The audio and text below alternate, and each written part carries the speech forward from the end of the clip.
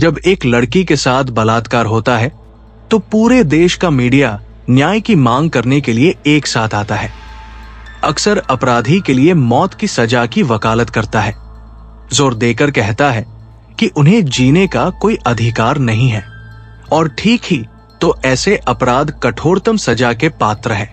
लेकिन उन मामलों के बारे में क्या जहां लड़के पीड़ित हैं?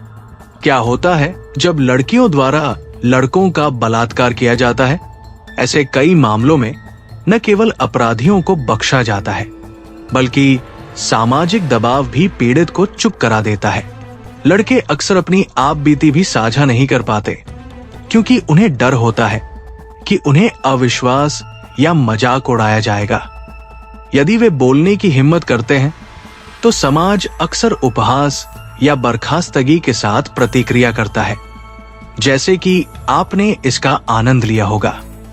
ये कहानी दिल्ली के एक लड़के के बारे में है और ये संभवतः आपको नाराज कर देगी। ये ऐसे अपराधों का अनुभव करने वाले लड़कों के लिए कानूनों या सामाजिक मान्यता की कमी पर प्रकाश डालता है।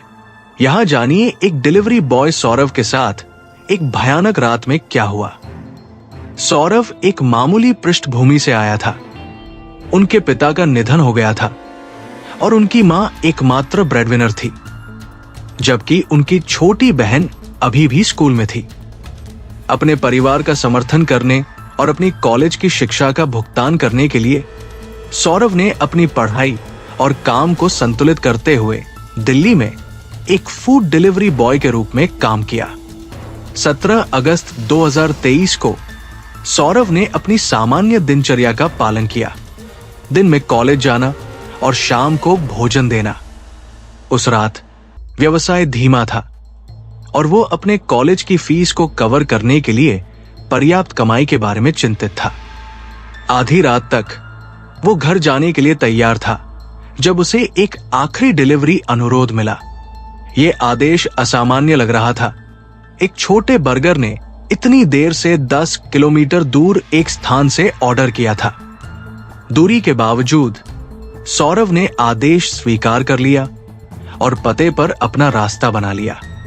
जब वो पहुंचा तो उसने खुद को एक बड़े ऊंचे घर में पाया।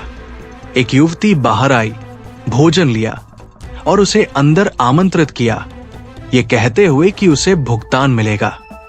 शुरू में सौरभ ने इनकार कर दिया, लेकिन उसने जोर दिया और उसने अंततः कदम रखा। अंदर एक जोरदार पार्टी चल रही थी, संगीत बज रहा था और युवा महिलाओं का एक समूह शराब पी रहा था और नृत्य कर रहा था। वहां कोई पुरुष मौजूद नहीं था। महिला लौट आई, स्पष्ट रूप से नशे में, और अनुचित व्यवहार करना शुरू कर दिया। सौरभ को घूरते हुए और विचारोत्तेजक टिप्पणी की। फिर उसने उसे उनके साथ रहने और पार्टी करने के लिए पैसे की पेशकश की।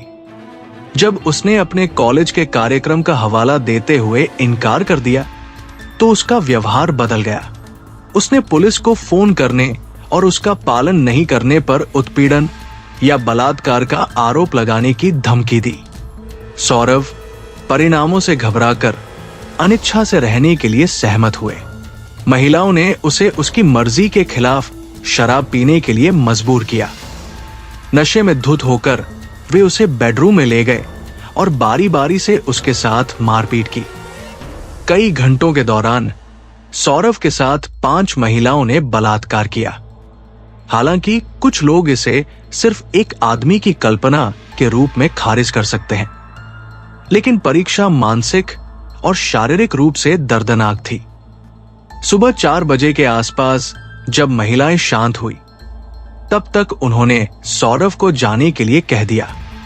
रोते और टूटते हुए वो घर से निकल गया। हमले की याद उसे सता रही थी। जैसे ही वो बारिश में घर चला गया, उसका दिमाग शर्म, भय और असहायता के विचारों से दौड़ गया। जब वो घर पहुंचा तो उसकी मां ने पूछा कि वो पूरी रात कहां था। सच्चाई साझा करने में असमर्थ उसने झूठ बोला, ये कहते हुए कि वो एक दोस्त के घर पर था। आघात लगभग 1 साल तक उसके अंदर बोतल बंद रहा।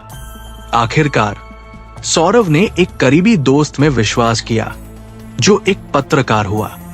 पत्रकार ने अपनी कहानी के बारे में लिखा। सौरव, उसके परिवार और अपराधियों के लिए गुमनामी सुनिश्चित करना।